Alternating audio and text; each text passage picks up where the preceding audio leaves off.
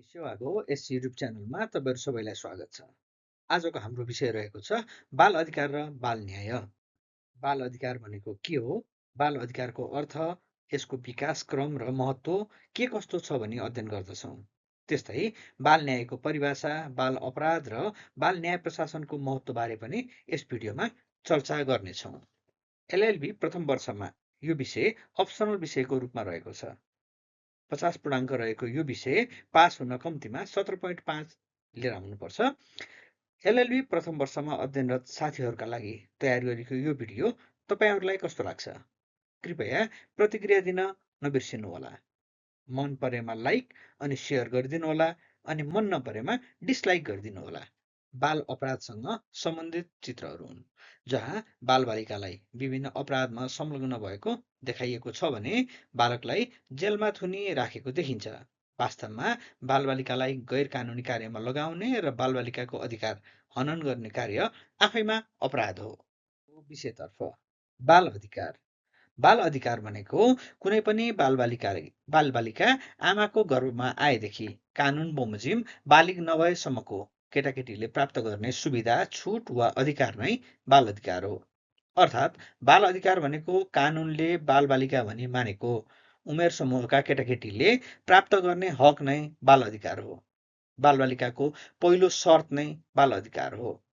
कानुनले बालिग भनी मानेको उमेरभन्दा कम उमेरका केटाकेटीलाई बालबालिका भनिन्छ भने बालिग हुने उमेर राष्ट्रअनुसार फरक फरक हुने गर्दछ। कसैले 16 वर्ष उमेर समूहका केटाकेटीलाई बालबालिका भनी मानेका छन् भने कसैले 18 वर्षभन्दा कम उमेरका केटाकेटीलाई बालबालिका भनी मान्दै आएको देखिन्छ। आफ्नो बारेमा आफै निर्णय गर्न सक्ने क्षमता विकास नभइसकेको हुँदा उसले प्राप्त गर्ने हकलाई राज्यले नै व्यवस्था गरी नियमन समेत गरेको हुन्छ। बालबालिकाको सर्वोपरि हितमा अभिभावकले गर्नुपर्ने कर्तव्य पूरा नगरेमा त्यस बापत दण्ड सजायको व्यवस्था गरेको हुन्छ। सामान्यतया पालन पोषण, संरक्षण र शिक्षा बालबालिकाले प्राप्त गर्ने नैसर्गिक अधिकार हो जुन अभिभावकबाट प्राप्त गर्दछन्। राज्यले समेत बालबालिकाको लागि विशेष प्रबन्ध गरी बाल अधिकारको व्यवस्था गरेको हुन्छ। नेपालको संवैधानिक इतिहासमा पहिलो पटक बालबालिकाको हकलाई मौलिक हकको रूपमा नेपालको अन्तरिम संविधान 2063 मा व्यवस्था गरिएको थियो भने वर्तमान संविधानको धारा 39 मा बालबालिकाको हकलाई मौलिक हकको रूपमा राखिएको छ।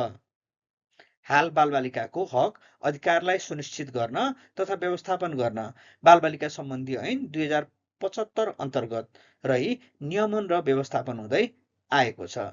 बाल अधिकारको विषय सन् 1920 मा सुरु भए तापनि यसको खास विकास प्रथम विश्वयुद्धपछि व्यापक रूपमा हुन गएको थियो। संयुक्त राष्ट्र सङ्घको जेनेभा बाल अधिकार घोषणा 1924 को स्वीकृतिसँगै बाल अधिकारको क्षेत्रमा महत्त्वपूर्ण कार्यहरू हुन थालेका हुन्। बाल अधिकारभित्र के अधिकारलाई समेटिएका छन् हेर्नतर्फ बाल अधिकारभित्र समेटिएका अधिकारहरूमा बालबालिकाले आफ्नो नाम तथा जन्ममिति कायम गर्न पाउने अधिकार, बालबालिकाले पालन पोषण सँगसँगै शिक्षा, स्वास्थ्य र मनोरञ्जन गर्न पाउने अधिकार, बालबालिकालाई छोरा वा छोरी भनी भेदभाव गर्न नपाउने अधिकार, बालबालिकाप्रति क्रूर व्यवहार गर्न नपाउने अधिकार, बाबु आमाको सम्बन्ध विच्छेद भएमा बालबालिकाले आमा बाबुलाई निर्वाध भेटघाट गर्न पाउने अधिकार, बालबालिकालाई अनैतिक पेसामा लगाउने विषयलाई संरक्षण गर्ने उद्देश्यले बालबालिका सम्बन्धी ऐन 2075 मा पनि बालबालिकाको अधिकारलाई सुनिश्चित गरिएको छ। बालबालिका सम्बन्धी ऐन 2075 मा बाल अधिकार अन्तर्गत बालबालिकाले बाँच्न पाउने अधिकार, नाम, राष्ट्रियता र पहिचानको अधिकार, भेदभाव विरुद्धको अधिकार, संरक्षणको अधिकार, शिक्षाको अधिकार, खेलकुदको अधिकार जस्ता प्रबन्धहरू गरिएका छन्। त्यस्तै बाल श्रम निषेध तथा नियमित गर्न बनेको ऐन 2056 ले 14 वर्षभन्दा कम उमेरका बालबालिकालाई ललाइ फकाइ वा दबाब दिई श्रमिकको रूपमा काममा लगाउनु हुँदैन भन्ने व्यवस्था गरेको छ। त्यस्तै बाल अधिकार सम्बन्धी महासन्धि 1989 ले बालबालिकाको परिभाषा गर्दै बाल अधिकारको संरक्षण गर्न जोड दिएको छ। त्यस्तै आइएलओ महासन्धि 1919 ले 14 वर्षभन्दा कम उमेरका बालबालिकालाई कुनै पनि काममा लगाउन निषेध गरेको छ। सन् 1973 को अभिसन्धिले 18 वर्षभन्दा कम उमेरका बालबालिकालाई जोखिमयुक्त काम गराउन रोक लगाएको छ। त्यस्तै दोस्रो विश्व मानवाधिकार सम्मेलन 1993ले बालबालिका सम्बन्धी प्रस्ताव गर्दै बालबालिकाको हक हितलाई प्राथमिकतामा राखी कार्यहरू गर्न प्रस्ताव गरेको छ। आजको अर्को विषय रहेको छ जस्टिस अर्थात् न्याय। न्याय भनेको दर्शन हो। यसलाई दार्शनिक सिद्धान्त पनि भन्न सक्छौँ। व्यक्तिको व्यक्तित्व विकासमा सरकार र समाजबाट भएको निष्पक्ष सम्बोधन नै न्याय हो। राज्य जहिले पनि कल्याणकारी हुनुपर्छ भन्ने मान्यतामा आधारित हुन्छ। त्यसैले राज्यभित्रका प्रत्येक नागरिकले राज्यबाट सुरक्षा सँगसँगै न्यायोचित व्यवहारको अपेक्षा राखेका हुन्छन्। प्रत्येक नागरिकले न्यायको अनुभूति गर्न सक्यो भने मात्र राज्य सफल भएको मानिन्छ। राज्यका प्रत्येक नागरिकसँग कानुनी संरक्षण र सामुदायिक दायित्व जोडिएको हुन्छ। व्यक्तिको बहुआयामिक विकासका लागि समाज र सरकारको सघन प्रयास नै न्याय हो। मुख्यतया न्यायलाई दुई भागमा बाँडेर हेर्ने गरिन्छ। एक, दर्शनको आधारमा न्यायको विभाजन र दुई, प्रक्रियाको आधारमा न्यायको विभाजन। दर्शनको आधारमा न्यायको विभाजन गर्दा स्वतन्त्रता उन्मुख न्याय र समानता उन्मुख न्याय भनी यसलाई पनि दुई भागमा छुट्याएर हेर्ने गरिन्छ। त्यस्तै प्रक्रियाको आधारमा न्यायको विभाजन गर्दा वितरित न्याय र उपचारात्मक न्याय भनी यसलाई पनि दुई भागमा छुट्याएर हेर्ने गरिन्छ। साथीहरू, अब लागौँ वितरित न्याय भनेको के हो त? वितरित न्याय भनेको कुनै पनि समुदाय वा समाजका सदस्यहरू बीचमा स्रोत, साधन र अवसरको बाँडफाँड गर्दा व्यक्तिको आवश्यकता, योगदान र अवस्था हेरी न्यायपूर्ण र निष्पक्ष तरिकाले प्रयोग र उपयोग गर्न पाउने अधिकारलाई बुझाउँछ। त्यस्तै उपचारात्मक न्याय अर्थात् रेस्टोरेटिभ जस्टिस भनेको यस्तो न्याय प्रणाली हो जहाँ अपराधबाट पीडित व्यक्तिलाई उपचार र अपराध गर्ने व्यक्तिलाई कानुन बमोजिम दण्ड सजाय गरी सुधारात्मक प्रक्रिया मार्फत पुनः त्यस्ता व्यक्तिलाई समाजमा नै पुनर्स्थापना गर्न जोड दिइन्छ। अपराधमा संलग्न व्यक्तिलाई दण्ड सजाय भन्दा पनि सुधार गरी पुनः समाजमा पुनर्स्थापना गर्न सकियो भने मात्र यस्तो किसिमको न्याय प्रणाली दिगो र बलियो हुन्छ भन्ने कुरालाई स्वीकार गरिन्छ। त्यस्तै उपचारात्मक न्याय प्रणालीलाई पनि दुई भागमा बाँडेर हेर्ने गरिन्छ। उपचारात्मक न्याय प्रणालीलाई दुई भागमा बाँडेर हेर्दा एउटा देवानी न्याय प्रणाली र अर्को फौजदारी न्याय प्रणाली। देवानी न्याय प्रणाली भन्नाले देवानी किसिमका विवादहरूलाई देवानी न्याय प्रणाली अन्तर्गत राखेर हेर्ने गरिन्छ भने फौजदारी न्याय प्रणाली अन्तर्गत फौजदारी किसिमका विवादहरूलाई फौजदारी न्याय प्रणाली अन्तर्गत राखेर हेर्ने गरिन्छ। फौजदारी न्याय प्रणालीलाई पनि विभिन्न चार भागमा बाँडेर हेर्ने गरिन्छ। एक, प्रतीकात्मक सिद्धान्त, दुई, प्रतिरोधात्मक सिद्धान्त, तीन, सुरक्षात्मक सिद्धान्त र चार, सुधारात्मक सिद्धान्त गरी यी चारवटा भागमा फौजदारी न्याय प्रणालीलाई छुट्याएर हेर्ने गरिन्छ। साथीहरू, अब लागौँ बाल न्यायको क्षेत्रमा नेपालमा भएको प्रगतितर्फ। नेपालमा भएको प्रगतिलाई हेर्ने हो भने विगतमा बालबालिकाको हक संरक्षणमा उल्लेखनीय कार्यहरू हुन नसके तापनि बाल अधिकार सम्बन्धी जनचेतना फैलाउने, बाल विवाह रोकथाम गर्ने, बाल शिक्षा कार्यक्रम जस्ताहरू कार्यक्रम हुँदै आएका थिए। विक्रम सम्वत 2046 को उपलब्धि पश्चात भने विभिन्न बालबालिकाहरूको हितमा कार्यरत राष्ट्रिय तथा अन्तर्राष्ट्रिय सङ्घ सङ्गठनहरूले नेपालमा आई कार्य गर्दै आएका छन्, जसको कारण बालबालिकाको हक हित र अधिकारको बारेमा उल्लेख्य कार्यहरू हुन सकेका हुन्। अन्तर्राष्ट्रिय सङ्घ सङ्गठन तथा संयुक्त राष्ट्र सङ्घसँगको विभिन्न सम्झौताहरूले गर्दा पनि बाल अधिकारका क्षेत्रमा काम गर्न सरकारलाई दबाव बढेको देख्न सकिन्छ। नेपालको संवैधानिक इतिहासमा पहिलो पटक बालबालिकाको हकलाई मौलिक हकको रूपमा नेपालको अन्तरिम संविधान 2063 मा व्यवस्था गरिएको थियो भने वर्तमान संविधानको धारा 39 मा बालबालिकाको मौलिक हक अन्तर्गत बालबालिकाको हकहरू के हुने भनी व्यवस्था गरेको छ। संविधानमा नै व्यवस्था गरिएका हकहरूमा बालबालिकाले आफ्नो नाम, जन्ममिति कायम गर्न पाउने हक, बालबालिकाले पालन पोषण सँगसँगै शिक्षा, स्वास्थ्य र मनोरञ्जन गर्न पाउने हक, छोरा र छोरीमा भेदभाव गर्न नपाउने हक, बालबालिकाप्रति क्रूर व्यवहार गर्न नहुने हक, बाबु आमाको सम्बन्ध विच्छेद भएमा पनि बालबालिकाले आमा बुवालाई निर्वाध भेटघाट गर्न पाउने हक, बालबालिकालाई अनैतिक पेसामा लगाउन नपाइने हक तथा देवी देवताको नाममा चढाउन नपाइने हक, बाबु पत्ता नलागेको बालबालिकाले आमाको मात्र नाम उल्लेख गराउन पाउने हक, बाबु आमा पत्ता नलागेको अवस्थामा बालबालिकाले वंशजको नागरिकता प्राप्त गर्ने हक आदिलाई कानुनी रूपमा नै संरक्षण गरी बाल अधिकारलाई व्यवस्थापन गरिएको छ। नेपालमा भएको प्रगतिहरूलाई हेर्ने हो भने बालबालिका सम्बन्धी ऐन 2075मा बाल अधिकार अन्तर्गत बालबालिकाले बाँच्न पाउने अधिकार, नाम, राष्ट्रियता र पहिचानको अधिकार, भेदभाव विरुद्धको अधिकार, संरक्षणको अधिकार, शिक्षाको अधिकार, खेलकुदको अधिकार जस्ता प्रबन्धहरू गरिएका छन्। त्यस्तै बाल श्रम निषेध र नियमित गर्ने ऐन 2056ले 14 वर्षभन्दा कम उमेरका बालबालिकाहरूलाई ललाई फकाई वा दबाब दिई श्रमिकको रूपमा काममा लगाउनु हुँदैन भन्ने व्यवस्था गरेको छ।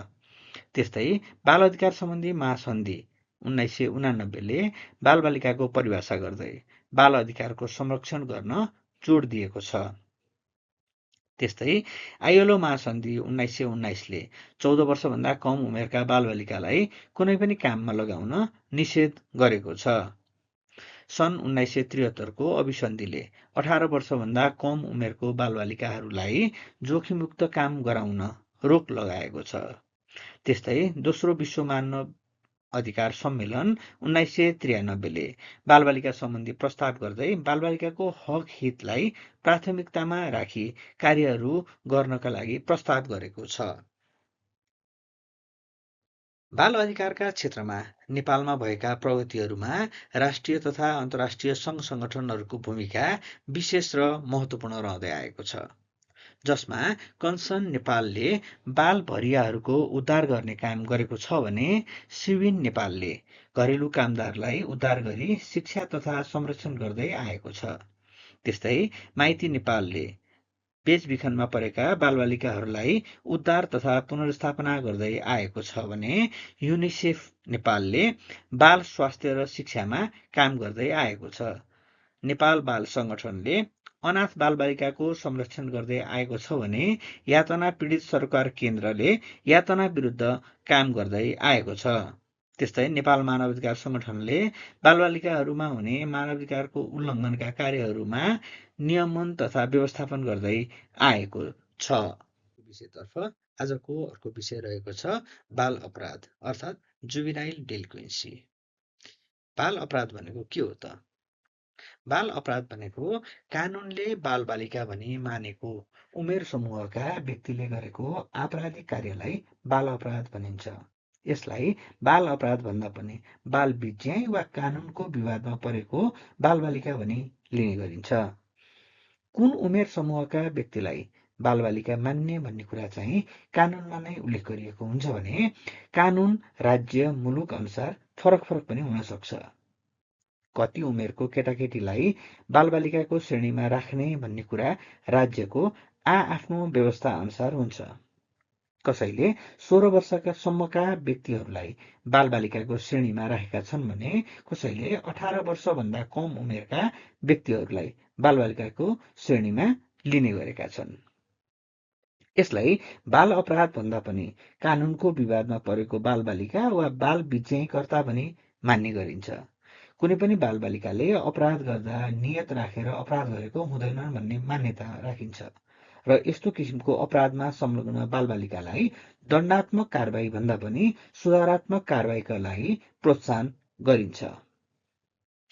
अपराधको सर्वमान्य सिद्धान्त अनुसार कुनै पनि अपराध हुनका लागि आवश्यक दुई तत्त्व मेन्सिडिया र एक्टोसियस मध्ये बालबालिकाले गरेको अपराधमा आपराधिक कार्य भए तापनि मनसाय तत्त्व भने हुँदैन भन्ने विश्वास राखिन्छ। त्यसैले कुनै पनि बालबालिकाले गरेको अपराधलाई अपराधको श्रेणीमा नराखी बाल बिज्याइ वा कानूनको विवादमा परेको बालबालिका भनी व्यवहार गर्ने गरिन्छ।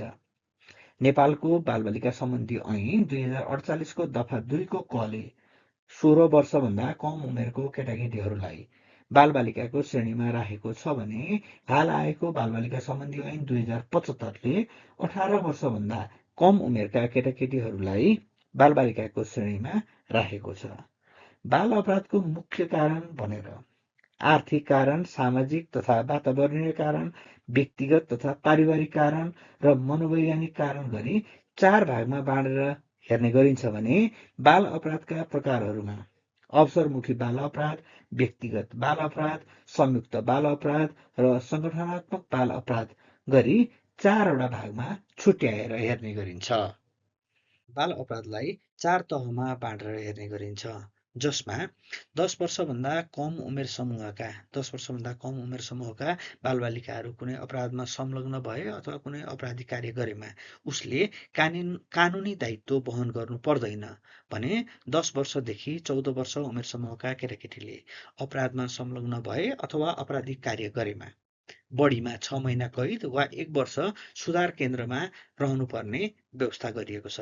त्यस्तै 14 वर्षदेखि 16 वर्ष उमेर समूहका बालबालिकाहरूले कुनै किसिमको अपराध गरेमा वा अपराधमा संलग्न भएमा वयस्क मानिसले पाउने दण्डको आधा सजाय गर्न सकिने व्यवस्था गरेको छ भने 16 देखि 18 वर्ष उमेर समूहका बालबालिकाहरूले कुनै किसिमको अपराध गरेमा अथवा अपराधमा संलग्न भएमा वयस्क मानिसले पाउने दण्डको 3 भागको 2 भाग सजाय पाउने व्यवस्था गरेको छ। कारणहरू र तिनलाई व्यवस्थापन गर्ने सिद्धान्तहरू के हुन् त भन्नेतर्फ बाल अपराध भन्नाले कानुनले बालबालिका भनी मानेको उमेर समूहका केटाकेटीहरूले गरेको आपराधिक कार्य वा कानुनको उल्लङ्घन गर्ने कार्यलाई जनाउँछ। यसलाई बाल अपराध भन्दा पनि बाल बिज्याइ वा कानुनको विवादमा परेको बालबालिका भनी लिने गरिन्छ। कुन उमेर समूहका केटाकेटीहरूलाई बालबालिकाको श्रेणीमा राख्ने भन्ने कुरा राज्यको आफ्नो व्यवस्था अनुसार फरक हुन्छ। कसैले 16 वर्षसम्मका व्यक्तिहरूलाई बालबालिकाको श्रेणीमा राखेका छन् भने कसैले 18 वर्षभन्दा कम उमेरका केटाकेटीहरूलाई बालबालिकाको श्रेणीमा राखेका छन्। अपराध वा कानुनको उल्लङ्घन गर्ने बालबालिकालाई कानुनको विवादमा परेको बालबालिका वा बालबिज्याइकर्ता भन्ने गरिन्छ। अपराधको सर्वमान्य सिद्धान्त अनुसार कुनै पनि अपराध हुनका लागि मिन्सेरिया र एक्टस रियस हुनुपर्छ, तर बालबालिकाले कुनै अपराध गर्दा नियत राखेर अपराध गरेको हुँदैनन् भन्ने मान्यता राखिन्छ र यस्तो किसिमको अपराधमा संलग्न बालबालिकाहरूलाई दण्डात्मक कारबाही भन्दा पनि सुधारात्मक कारबाहीका लागि प्रोत्साहन गर्ने गरिन्छ। बाल अपराध वा बाल बिज्याइका कारणहरू विभिन्न हुन सक्छन्। सामाजिक कारण, आर्थिक कारण, व्यक्तिगत कारण वा मनोवैज्ञानिक कारण जे जस्तो भए तापनि बाल बिज्याइलाई व्यवस्थापन गर्न बाल अपराध पुनर्स्थापना सम्बन्धी विभिन्न सिद्धान्तहरूको अध्ययन गर्ने गरिन्छ। अब लागौँ बाल अपराधका कारणहरूलाई व्यवस्थापन गर्ने सिद्धान्तहरू के हुन् त भन्नेतर्फ। बाल बिज्याइलाई पुनर्स्थापना गरी त्यसमा संलग्न बालबालिकाहरूलाई सुधार गरी पुनः समाजमा नै पुनर्स्थापना गराउनका लागि यी विभिन्न सिद्धान्तहरू प्रतिपादन गरिएका छन्। बाल अपराध वा बाल बिज्याइमा संलग्न बालबालिकाहरूलाई पुनः समाजमा पुनर्स्थापना गर्ने उद्देश्यले यी सिद्धान्तहरूको प्रतिपादन गरिएको हो, जसमा सामाजिक सिकाइको सिद्धान्त, तार्किक छनौटको सिद्धान्त, सामाजिक नियन्त्रणको सिद्धान्त, द्वन्द्वात्मक सिद्धान्त, आरोपणको सिद्धान्त र सांस्कृतिक नियन्त्रणको सिद्धान्त गरी 6वटा सिद्धान्तहरूको हामी अध्ययन गर्छौं। यी 6वटा सिद्धान्तहरू हामी विस्तृतमा अर्को स्लाइडमा अध्ययन गर्नेछौं। सामाजिक सिकाइको सिद्धान्त। सामाजिक सिकाइको सिद्धान्त भन्नाले बाल न्यायको क्षेत्रमा सामाजिक सिकाइको सिद्धान्त भन्नाले समाजमा कसरी व्यवहार गर्नुपर्छ, कस्तो आचरण हुनुपर्छ भनी समाजमा नै लगेर सिकाउने पद्धतिलाई सामाजिक सिकाइको सिद्धान्त भन्ने गरिन्छ। विशेष गरी बालबालिकाहरूलाई उनीहरूको व्यवहार र सोचलाई उनीहरूकै वरपरका सामाजिक अनुभव र उदाहरणहरूबाट सिकाउने कोसिस गरिन्छ। यस सिद्धान्तका अनुसार बालबालिकाले समाजमा हुने अन्याय, न्याय, व्यवहार र मूल्य प्रणालीलाई देखेर र अनुभव गरेर आफ्नो सोच र क्रियाकलापलाई विकसित गर्दछन्। बालबालिकाले अन्य व्यक्तिहरू जस्तै अभिभावक, शिक्षक, साथीहरू आदिको व्यवहारलाई अवलोकन गरेर त्यसैलाई अनुकरण गरेर सिक्छन् भन्ने मान्यता राखिन्छ। बाल अपराध बाल अपराध पुनर्स्थापना सम्बन्धी सिद्धान्तहरूमध्ये अर्को सिद्धान्त रहेको छ तार्किक छनौटको सिद्धान्त। तार्किक छनौटको सिद्धान्त भन्नाले बाल न्यायको क्षेत्रमा बालबालिकाले निर्णय गर्दा उनीहरूको सोचाइ, तर्क र विकल्पहरूको विश्लेषणलाई बुझाउँछ। यस सिद्धान्त अनुसार बालबालिकाले आफ्नो इच्छाको आधारमा सबै सम्भावित विकल्पहरूको मूल्याङ्कन गर्दछन् र त्यसपछि आफूलाई सबैभन्दा उपयुक्त लागेको विकल्प छनौट गर्दछन् भन्ने मान्यता राखिन्छ। बाल न्यायको क्षेत्रमा यो सिद्धान्तले बालबालिकाको आचरण र उनीहरूको व्यवहारलाई बुझ्न सहयोग पुर्याउँछ भने उनीहरूले आफूलाई फाइदा हुने, हानि हुने वा अरू प्रभाव पर्ने विकल्पहरू तर्कसङ्गत रूपमा छनौट गर्न सक्छन् भन्ने विश्वास राखिन्छ। उदाहरणका लागि, यदि कुनै बालबालिका न्यायिक क्रियाकलापमा संलग्न हुन्छ भने उसले त्यसको परिणाम बुझेर तर्कसङ्गत रूपमा निर्णय गरेको हुन सक्छ भन्ने मान्यता राखिन्छ। सामाजिक नियन्त्रणको सिद्धान्त। बाल न्यायको क्षेत्रमा सामाजिक नियन्त्रणको सिद्धान्त भन्नाले बालबालिकाको व्यवहारलाई समाजमा नियम, कानुन र सामाजिक मान्यताले कसरी नियन्त्रण गर्छ भन्ने कुरा बुझाउँछ।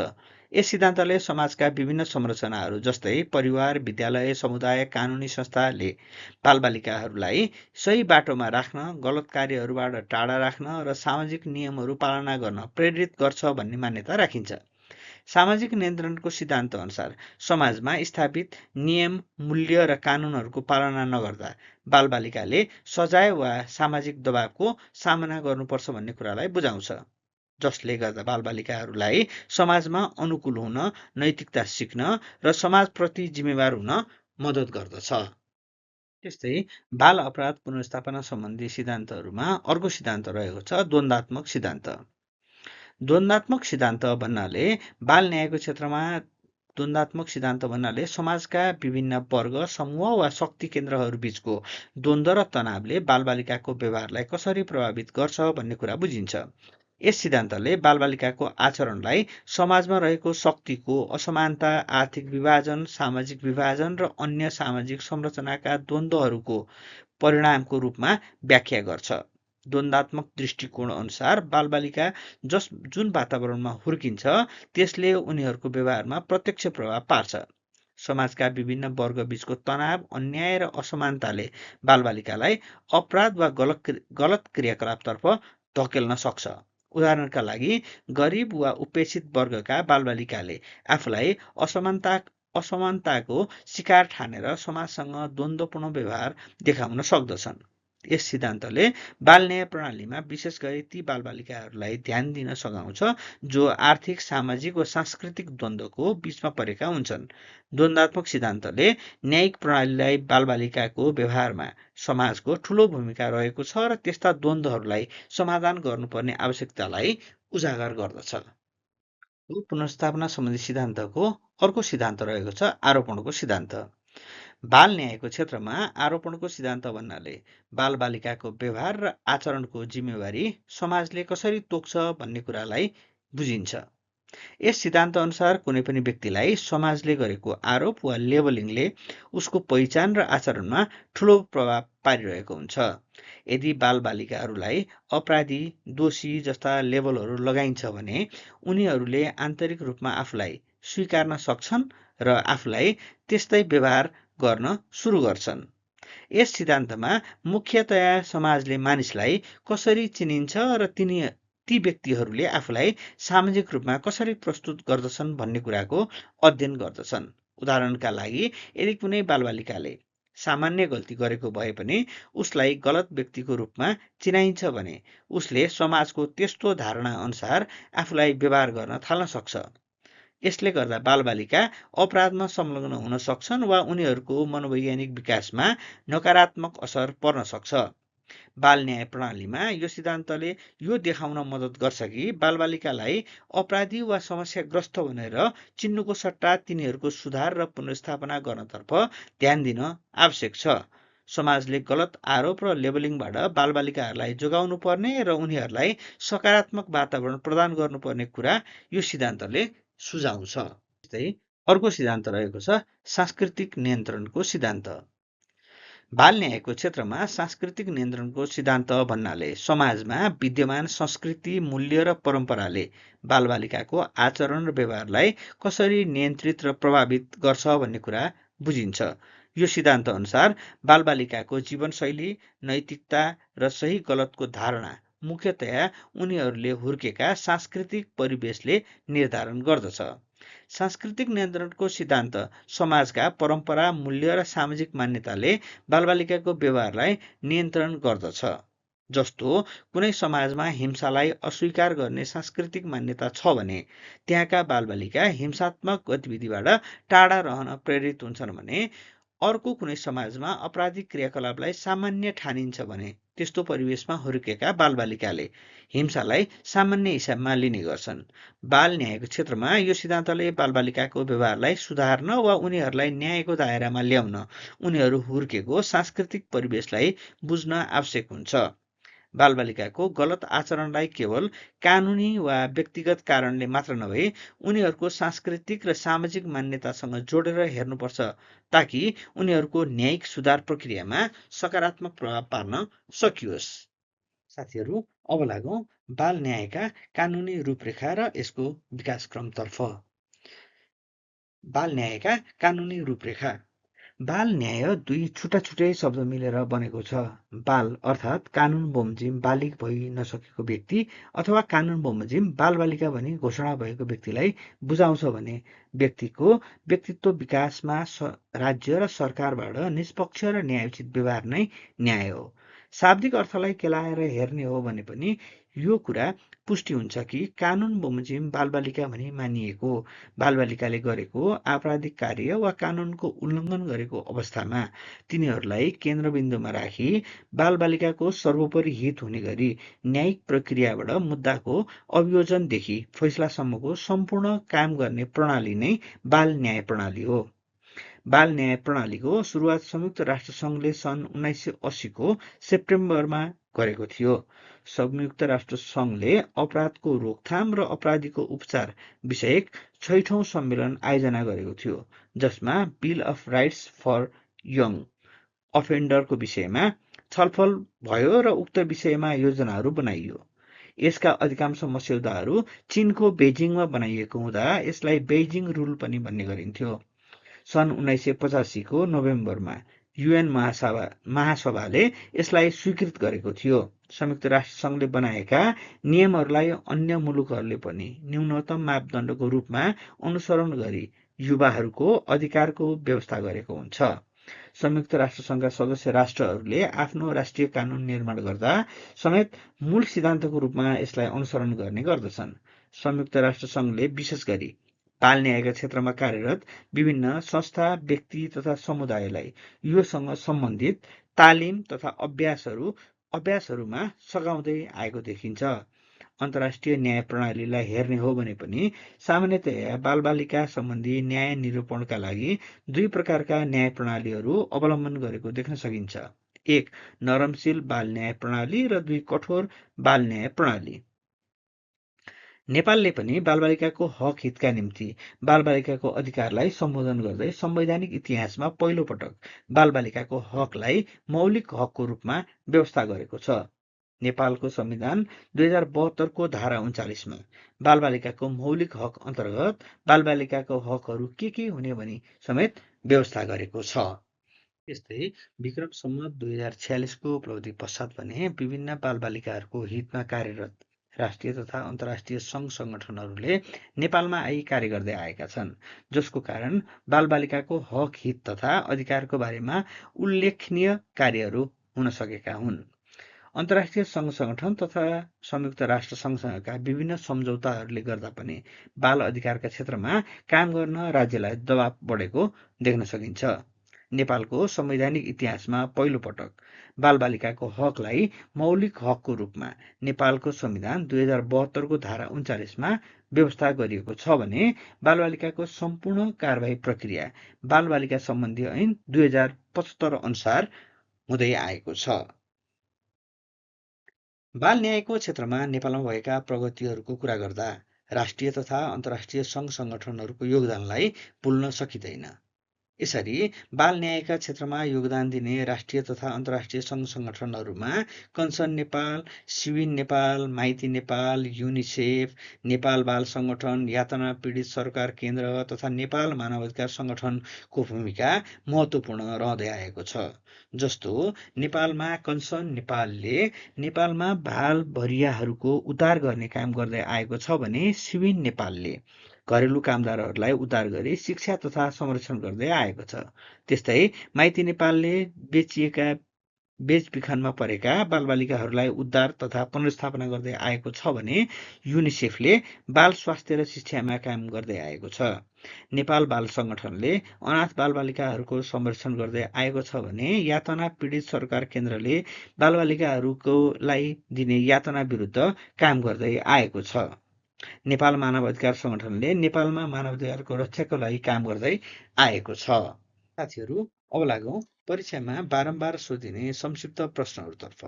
परीक्षामा सोधिने 5वटा प्रश्नहरूमध्ये एउटा संक्षिप्त प्रश्न जहिले पनि हुने गरेको छ, जसमा 3वटा प्रश्नहरूको छोटकरीमा उत्तर लेख्नुपर्छ। यी प्रश्नहरूको छोटकरीमा उत्तर लेख्दा राम्रो मार्क्स तान्न पनि सकिन्छ। छोटो प्रश्नहरूमा बारम्बार सोधिएका प्रश्नहरूमा दिशान्तर पनि एक हो। अब लागौँ दिशान्तर भनेको के हो त? बाल बिचाइ गर्ने बालबालिकाहरूलाई बाल न्याय पद्धतिबाट अलग गर्ने प्रक्रियालाई दिशान्तर भनिन्छ। बालबालिकाहरूलाई सजायबाट अलग गर्ने बाल न्याय पद्धति अन्तर्गत बालबालिकालाई सुधार गरी अवस्था अनुसार समाजमा बालबालिकालाई पुनर्स्थापित गर्ने कुरालाई न्यायमा समानता भन्ने मान्यतामा आधारित भएर दिशान्तर गर्ने गरिन्छ। दिशान्तरको सुरुवात सन् 1930को दशकमा अमेरिकाबाट सुरु भएको मानिन्छ।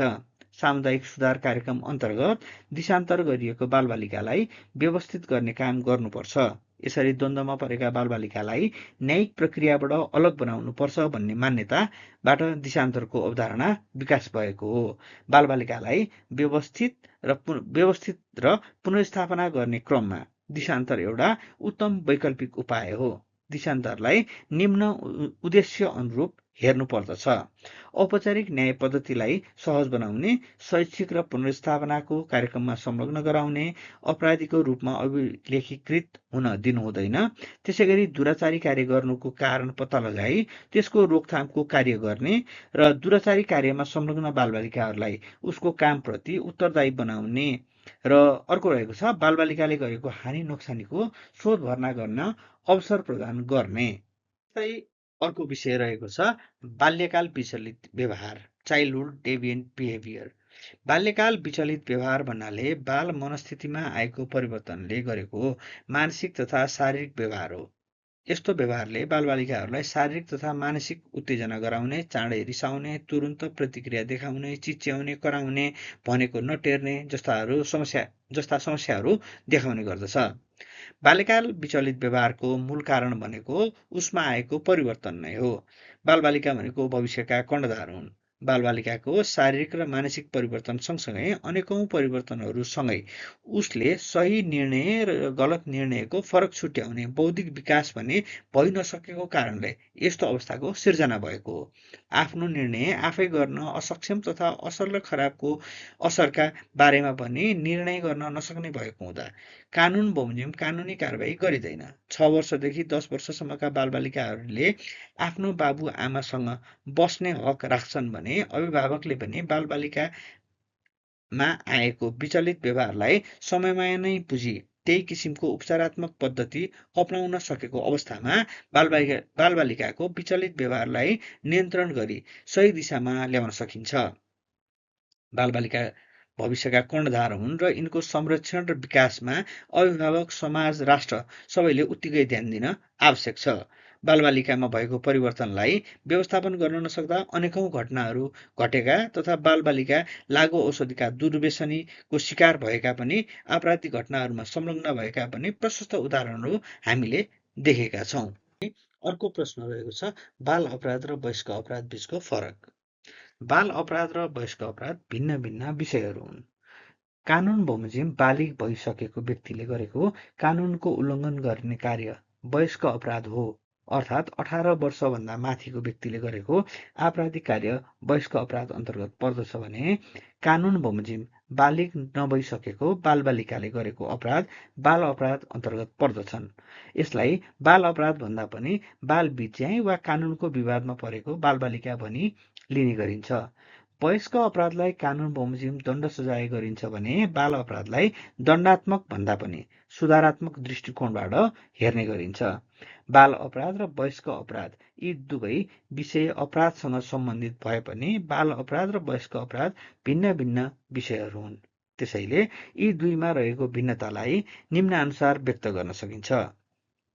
जस्तो कानुनी आधारमा हेर्ने हो भने बाल अपराधलाई बालबालिका सम्बन्धी ऐन 2075 अनुसार राखेर हेरिन्छ भने वयस्क अपराधलाई मुलुकी अपराध संहिता 2074 अनुसार हेर्ने गरिन्छ। त्यसै गरी बाल अपराधलाई सजायको आधारमा हेर्ने हो भने बाल अपराधलाई विशेषतः बाल सुधार गृह वा सुरक्षित आवासमा व्यवस्था गरिन्छ भने वयस्क अपराधमा संलग्न व्यक्तिलाई कानुन बमोजिम र अपराधको गम्भीर्यताका आधारमा दण्ड सजाय गर्ने गरिन्छ। त्यस्तै अनुसन्धानका आधारमा हेर्ने हो भने बाल अपराध बाल मैत्री तरिकाले बाल मनोविज्ञानका विशेषज्ञको सहयोगमा अनुसन्धान गर्ने गरिन्छ भने वयस्क अपराधमा संलग्न व्यक्तिलाई संविधान र कानुनी प्रक्रिया अनुसार अनुसन्धान गरिन्छ। त्यस्तै सुनवाई प्रक्रियाका आधारमा हेर्ने हो भने बाल अपराधलाई विशेष बाल अदालत वा बाल इजलासमा सुनवाई गरिन्छ भने वयस्क अपराधलाई खुल्ला इजलासमा सुनवाई गर्ने गरिन्छ। त्यस्तै अनुसन्धान प्रक्रियाका आधारमा हेर्ने हो भने बाल अपराधलाई बाल मैत्री तरिकाले बाल मनोविज्ञानका विशेषज्ञको सहयोगमा अनुसन्धान गरिन्छ भने वयस्क अपराधलाई सामान्य अनुसन्धान प्रक्रियाबाट अपराधको अनुसन्धान, निवारण, दण्ड र कानुनी व्यवस्था कायम राख्ने काम गरिन्छ। त्यस्तै अभिलेखका आधारमा हेर्ने हो भने बाल अपराधलाई गोप्य सुनवाई बाल मैत्री वातावरणमा गोप्य सुनवाई गरी आपराधिक रेकर्ड राखिँदैन भने वयस्क अपराधमा खुल्ला अदालतमा सार्वजनिक सुनवाई गरी स्थायी आपराधिक रेकर्ड राख्ने गरिन्छ। साथीहरू, त्यस्तै अर्को प्रश्न रहेको छ बाल सहयोग प्रहरी। बाल सहयोग प्रहरीले बाल बिज्याइ सम्बन्धी भएका घटनाहरू तथा बालबालिका सम्बन्धी विषयहरूमा सहयोगीको रूपमा काम गर्ने गर्दछन्। समाजमा फरक फरक मनोवृत्ति भएका अपराधीहरू हुन्छन् भने त्यसको अनुसन्धान, अभियोजन र नियन्त्रणका उपाय पनि फरक फरक हुन सक्छ। यी सम्पूर्ण प्रक्रियामा प्रहरीको भूमिका विशेष र महत्त्वपूर्ण हुने गरेको छ। बाल अपराधमा पनि नियन्त्रण तथा अनुसन्धानका लागि छुट्टै प्रहरीहरू व्यवस्था गरिएका हुन्छन्। तिनलाई नै बाल सहयोग प्रहरी भन्ने गरिन्छ। यसरी त्यस किसिमका प्रहरीहरूलाई बाल अपराधका किसिम र अनुसन्धान विधि, प्रक्रिया तथा नियन्त्रणका लागि आवश्यक पर्ने ज्ञान, दक्षता र तालिमबाट निपुण गराइएको हुन्छ। विक्रम सम्वत 2054 सालमा महिला तथा बालबालिका केन्द्र स्थापना भएको थियो। बालबच्चाको अपराध र अपराध सम्बन्धी विषयमा प्रहरी आफैले मुद्दा खोज गर्ने, आफै अदालतसम्म पुर्याउने, अदालतमा अपराधीको गवाही दिने र राज्यले दिएको सेवा सुविधा प्रयोग गरी मर्का पर्ने पक्षलाई व्यवस्थापन गर्ने काममा प्रहरीले विशेष भूमिका निभाउँदै आएको छ। द्वन्द्वमा परेका, त्यहाँ अपराधको शिकार भएका बालबालिकाहरूलाई विभिन्न संस्था तथा सहयोगी मार्फत व्यवस्थापन र पुनर्स्थापना समेत गर्दै आएको छ। त्यस्तै अर्को प्रश्न रहेको छ बाल न्याय प्रशासन। बाल बिज्याइ सम्बन्धीका घटनाहरू तथा बालबालिकाका विषयमा बाल न्याय प्रणालीले व्यवस्था गरेका प्रावधान, नियम तथा अधिकारहरूलाई उचित ढङ्गले लागू गराउने बाल न्याय प्रणालीले व्यवस्था गरेको ऐन, नियम, कानुन र सुविधाहरू व्यवस्थित र व्यावहारिक हिसाबमा लागू गराउने काम प्रशासनिक कार्य अन्तर्गत पर्दछ। बालबालिकाको हक हितको रक्षा गर्नु, गोपनीयता कायम राख्नु, कानुन विपरीतका कार्यमा संलग्न बालबालिकाहरूलाई सुधार गरी समाजमा पुनर्स्थापना गराउने कार्यमा महत्त्वपूर्ण भूमिका प्रशासनको हुने भएकोले पनि प्रशासन पनि बालमैत्री प्रशासन हुन आवश्यक छ।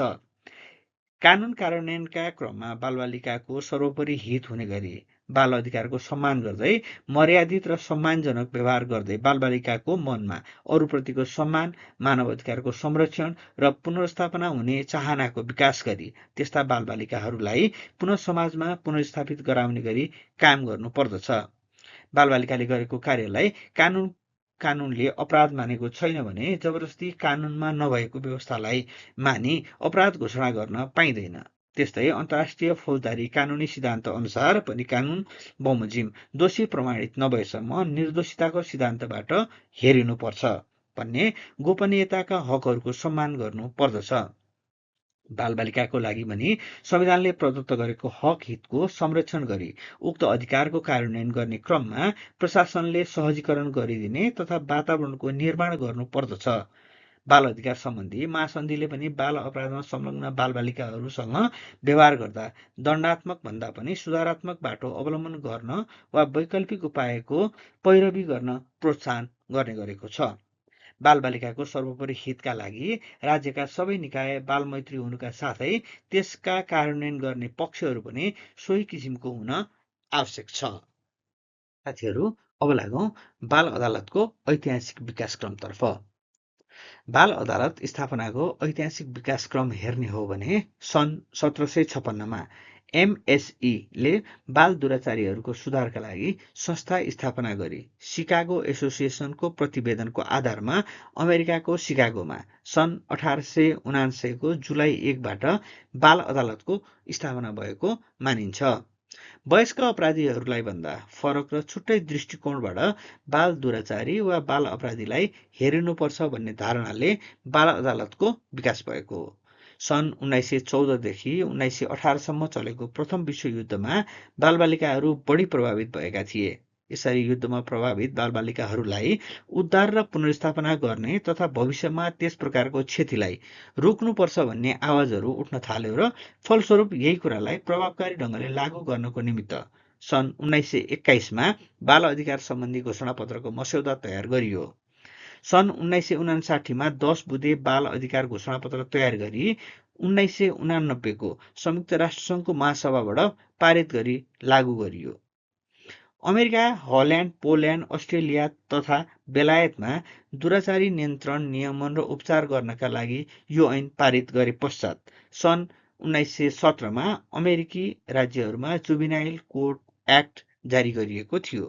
अमेरिकामा हाल करिब 700 भन्दा बढी बाल अदालतहरू गठन भइसकेका छन्।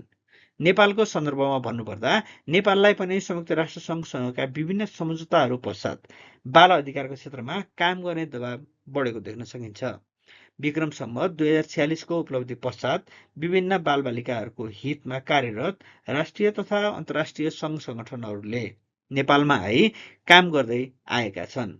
जस्तो कन्सर्न नेपालले बाल भरियाहरूको उद्धार गर्ने काम गर्दै आएको छ भने सिविन नेपालले घरेलु कामदारलाई उद्धार गरी शिक्षा तथा संरक्षण गर्दै आएको छ। त्यस्तै माइती नेपालले बेचबिखनमा परेका बालबालिकाहरूलाई उद्धार तथा पुनर्स्थापना गर्दै आएको छ भने अग्रणी संस्था युनिसेफले बाल स्वास्थ्य र शिक्षामा काम गर्दै आएको छ।